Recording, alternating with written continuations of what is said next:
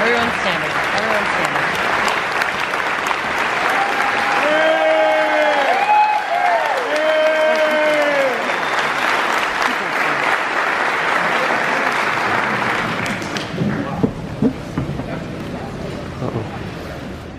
Hello. Good afternoon. Boy, what a great looking crowd. I mean, it's good to be home. It's good to be here at Roosevelt, and thank you for showing up.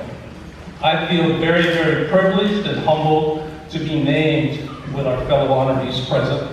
You guys are awesome. But I do have a few words to say. I'm glad for the opportunity by Amy to even address this crowd, because I'm pretty sure you guys never expected to see a Filipino American. But that shows you how far America has come. It shows you how far Roosevelt has come.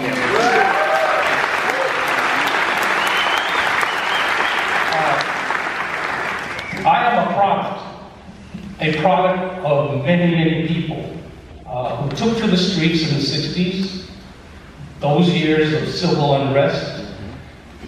April 1968, when Martin Luther King died and got assassinated, enough was enough. If a man who is for peace gets gunned down, what does that tell you? It's time for change. And so in 1968, I, along with a number of students, decided to voluntarily bus ourselves to Roosevelt High School. We were from the Central area,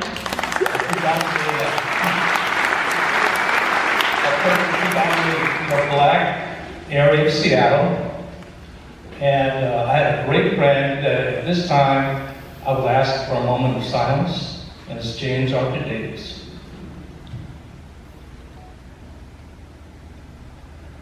Now I know James since elementary school, junior high, and when we came out here, it was culture shock for me, number one, because for the first 9 grades, I went to all black school. And so I was trying to navigate, well, how am I supposed to be acting in here? But I did pretty good, you know. I was able to talk the talk, walk the walk, and they became family. But then when I went to Roosevelt, James and I, we looked at each other, we were shaking our heads. I mean, my goodness, look how they dress, you know. They dressed differently, they walked differently, they smelled differently. And the thing was that, okay, we're here, what are we going to do? Are we going to start Uncle Tomming now? Are we supposed to start dressing like that? Wearing loafers, jeans? You know, are we supposed to be dressed like that? So the thing was, we made a pact.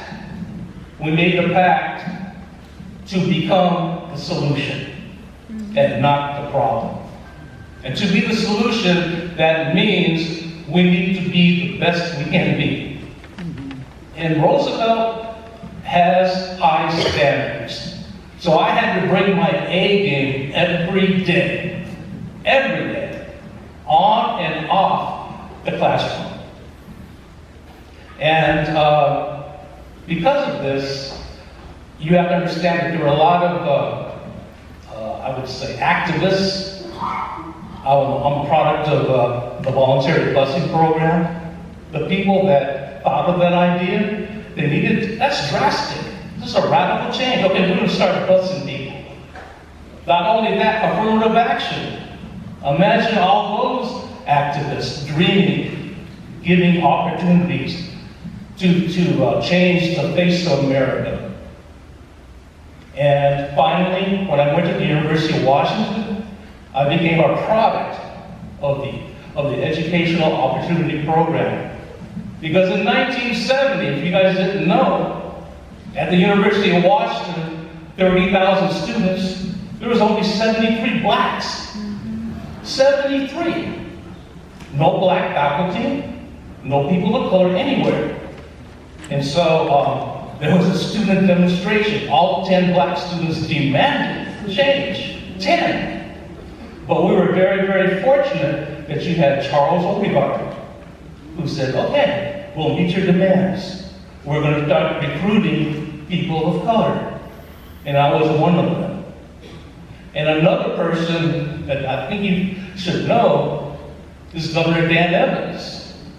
He could have shut all that stuff down.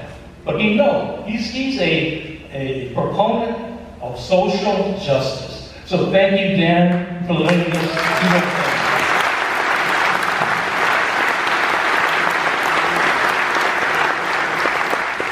So I became a product of the Educational Opportunity Program that opened the door for me to become the first Filipino American to be accepted and graduate from the School of Dentistry.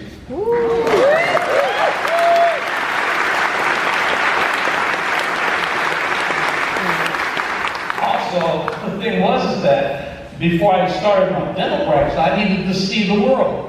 Because being born and raised in Seattle, you know what I mean. Why me? I mean, this is it. This is God's earth.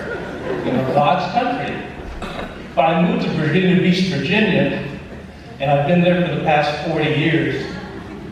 I became the first Filipino American dentist to practice in the state of Virginia.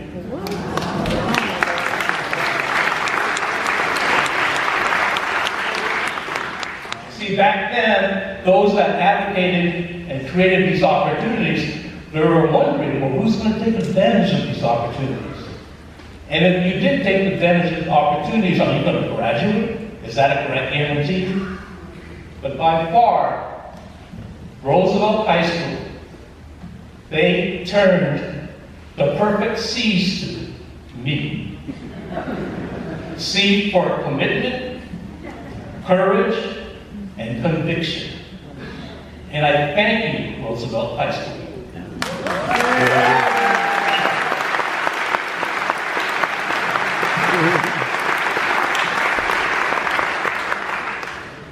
I may talk about, I am the first of this and the first of that, but I stand before you to tell you I won't be the last. Because America's Day, no more affirmative action, no more busing. It's like, well, God, what are we going to do? And who's going to take up, the battle? Well, what happened to George Floyd, we all had to shake our head and go, wait a minute, did we waste our time? 50 years? And we're back to square one? They called it a failed experiment. But you know what? If this country was born in 1776, and in 1920s, that's the first time women had the right to vote, think about that. How long do you think it's going to take to cross or bridge the racism in America? It's going to take some time. It's going to take commitment, conviction. And we can do that. Can we do better? Yeah. Because we need everybody back in the game. And so, with that said, thank you for showing up, and we'll see you in the next 100 years.